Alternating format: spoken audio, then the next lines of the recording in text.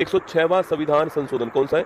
106वां संविधान संशोधन अधिनियम 2023। ठीक है, ये तो बहुत पुराना है दोस्तों ना। 106वां संविधान संशोधन अधिनियम 2023 है। इसी को नारी शक्ति वंदन अधिनियम कहते हैं। क्या बोलते हैं? इसी को नारी शक्ति वंदन अधिनियम कहते हैं। आपको ध्यान रखना है। ठीक है, इसी को नारी शक्ति अप्रैल 2026 से लागू हो गया। ठीक है, 16 अप्रैल 2026 से ये भारत में लागू। लोकसभा, विधानसभा और जो दिल्ली विधानसभा है, ठीक है, और जो दिल्ली विधानसभा है, यहाँ पर नोट करना कि यहाँ पर महिलाओं के लिए 1/3 सीट जो है, 1/3 सीट ये आपकी आरक्षित की जाएंगी। ये यहाँ पर होने वाला है। ठीक है, दोस्तों यहीं पर एक बात लिखी गई थी ना, यहीं पर एक बात लिखी गई थी। अच्छा, ये जो आरक्षण है वो SC ST के भीतर भी दोस्तों लागू होगा। ठीक है, ये आरक्षण आपके SC ST जो सीट है आपके SC ST के भीतर भी लागू होगा। आपको नोट करना है। ठीक है, भीतर भी प्रभावी होगा, ये आपको ध्यान रखना है। ठीक है, अभी कब से होगा? तो ये प्रभावी होगा नए परिसीमन के बाद में। ठीक है, जो नया परिसीमन होगा आपके, इस नए परिसीमन के बाद में ये प्रभावी होने वाला है। ठीक है, तो नए परिसीमन के बाद प्रभावी होगा आपको। परिसीमन दोस्तों मतलब क्या होता है? डिलिमिटेशन। क्या होता है? डिलिमिटेशन जो आपकी इसके बाद लागू होगा। आपको ध्यान रखना है। ठीक है,